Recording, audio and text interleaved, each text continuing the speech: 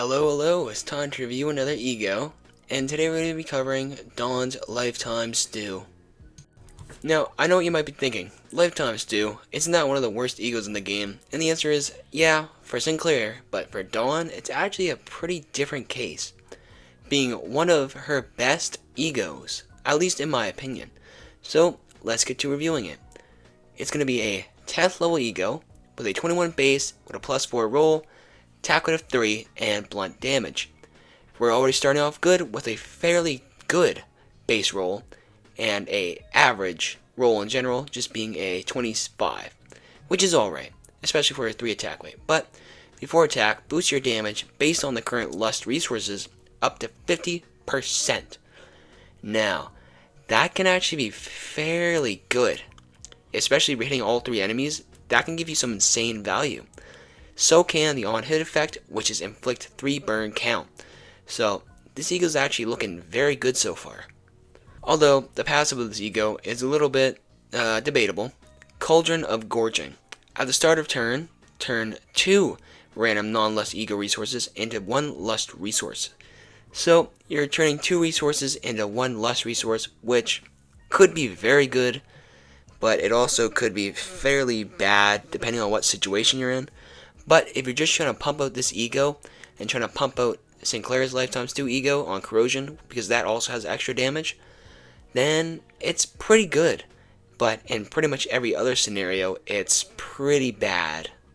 But your sanity cost is nothing special, being a whopping 20 sanity, which is, well, all taps. But your resources that you're going to have to spend to use this E.G.O is kind of interesting, being 5 lust.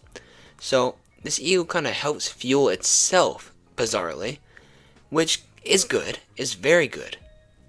E.G.Os that cost only 1 type of resources are actually pretty useful in scenarios that you don't have any other E.G.Os that use that resource. Like, this E.G.O could be very useful in that scenario, using all your lust resources on itself, but even if you don't have any lust skills, it's going to fuel itself, giving a lust resource every turn, at the cost of other resources, but still. And speaking about lust, let's go to the resistances. You're going to become ineffective to lust. What a shocker, I know, right?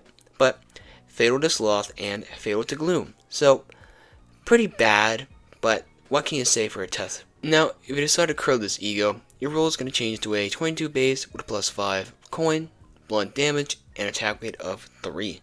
So, interesting that it's a corrosion that once hit heads, but that's acceptable because it's only a teth. So it's not going to cost too much sanity. Now, before attack, damage gets boosted by current lust resources up to 50%, but then you spend lust resources by your lust resonance to further boost the damage 10% per resource spent, which could actually add up to quite a fair bit. And you're hitting 3 targets with it at max, right? So if you hit those 3 targets, you can be doing quite a bit of damage.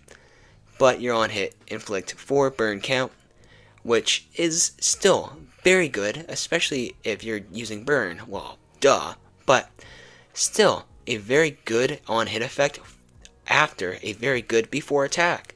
So far, this E.G.O is very, very good, and it doesn't even end there, because its drip is absolutely astounding. Well, at least on the Awakening. On the Corrosion, it's pretty similar to Sinclair's, but that still means it's good. So I think I'm going to give it a whopping 8.5. Yeah, that sounds about right. Although this E.G.O has a very high base roll, it has a pretty decent attack weight, has an insane before attack, boosting the damage by at least 50% in good scenarios, and you also inflict a little bit of burn, but the thing I have to nitpick about it is it doesn't have too high of a roll. It's only a 25, which is not terrible, but it's below average for most TEFs. Although I do understand because the attack weight, but still. Having that, I can only really put it up to like an 8.7, not even 9. It's so close to 9, but at 8.7 is where she'll stand for strength.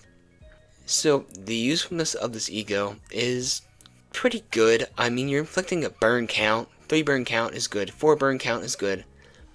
Spending some resources to get less resources in total is pretty bad though, and that's pretty much all she wrote for the usefulness of it. So I gotta give that like a 4 at max. I can give it a 4. It's not very useful, but it is very good for killing things. But other than that, it's not too good. And that's all she wrote.